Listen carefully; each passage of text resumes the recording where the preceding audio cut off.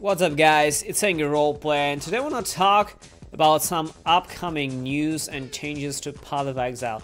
So first of all, the Abyss League ends on February 27 and the next league and content update 3.2 and the new Challenge League will air on Friday, March 2, so that's already pretty soon. It's less than a month. And so far we don't really know anything about the upcoming league, but the Grinding Gear Games teased us with a few uniques, like a unique concept art which is coming to 3.2. So here we go. This is some kind of fucking tentacle armor and shit, which is very interesting. It looks like it's some kind of Elder themed, obviously, armor or whatever it is. It's just a set. Well, the next is some kind of Zunimasa, you know, concept from Diablo 3. It actually looks a lot like Zunimasa for Witch Doctor in Diablo 3. Next we have some kind of helmet which looks like, no, the Gladiator helmets a lot. And then we have some kind of staff, I guess. Well, staffs are mostly shit in the game, so I really hope it's not a two-handed staff, because, you know, two-handed staffs like complete dumpster diarrhea that no one really uses, the most shittiest of the shit. Well, that's about it. The next league starts in March 2, which is less than a month ahead, guys. And I really hope I will also upload 2 more builds for you, which I played in the Abyss. So what about the Abyss League? So Abyss League was pretty huge success, and the devs decided to integrate the content of the Abyss in the standard and the core game. So they basically discuss a lot of things like how overpowered are the Stygian Vise belts, which of course are incredibly rare, and a lot of people express their concern about the normal belts. What will happen with normal belts? Like, will people even gather fucking normal belts after the whole Abyss League belts with the Abyss jewel sockets pour out on standard? Will people even bother like gathering and buying leather belts and shit? Well, devs come to the kind of solution for this. First of all, the Abyss itself will integrate into the core game. We decided to add the content from Part 2 and X6 onwards. So the content will then extend into maps. So the first abyssal cracks you will ever see will starting in about X6. Okay, then let's go into the maps. They decided to delay abyssal depths from occurring until maps. So obviously the cracks will happen, I guess, around starting at X6, but the depths will not occur until maps. Okay. And the League abyssal depths happen around level 40, so we are basically pushing League content further into the game. Okay.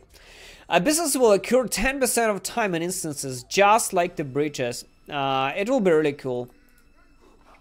They have increased the odds of Lich occurring in depths so far, and there is still a reasonable chance of finding them, despite abysses being much less common than they were in the League. Okay. Abyssal depths and troves will also be able to drop maps, which is really cool, so the content will never be penalizing to play really good. So, abyssal jewels and Stygian Vises make up much of the reward of the League, but at the same time, abysses will still have good general drops from the troves, and depths will continue to be rewarding. However, we'll reduce the shower of jewels from the abyss. That could be annoying a bit when you get like free like 5-6 jewels from the depths, but each trove actually drop like 1 rare, 1 magic and 1 rare most of the time. The abyss will have a magic jewel when some chances of rare. It's pretty shit, to be honest. Belts will now only come from the depths and leeches, so no belts now in normal cracks. There will be always a Stygian Vise drop from a Stygian Spire or a leech. This is very good. Okay. As these bases are now only available from the side content, there is now no chance of a Stygian Vise also being an Elder or a Shape. And this leads us to another problem. You guys have no fucking clue what's going on with the prices on the Stygian Vise, Elder and Shape belts. They are absolutely fucking ridiculous. They cost like hundreds of exiles now. They are fucking ridiculous.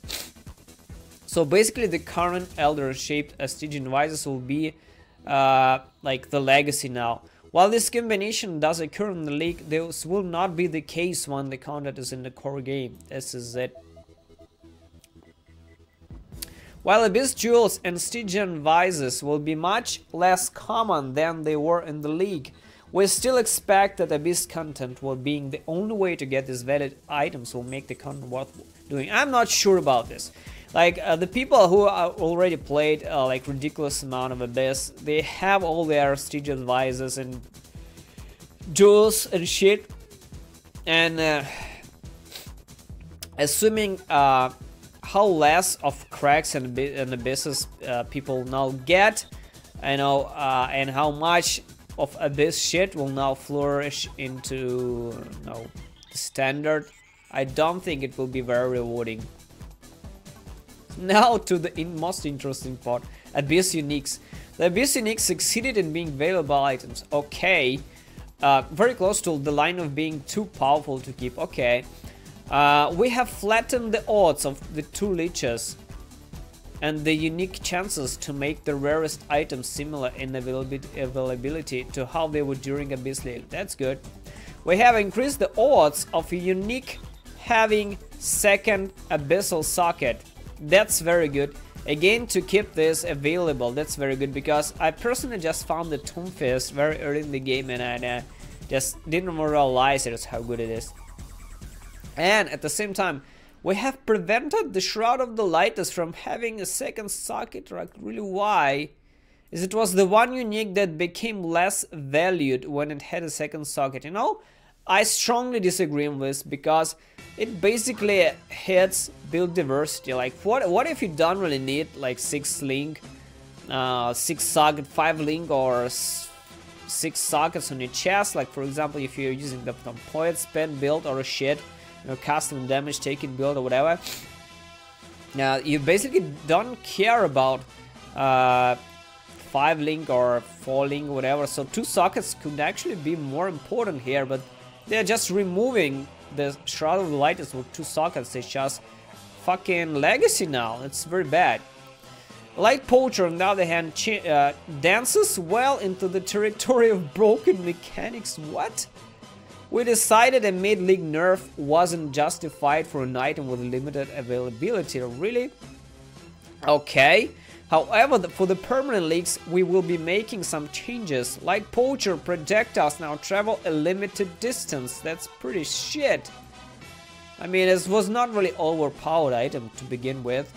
Increasing or reducing projectile speed will adjust this distance. Okay. Lightpoacher projectiles no longer always pierce.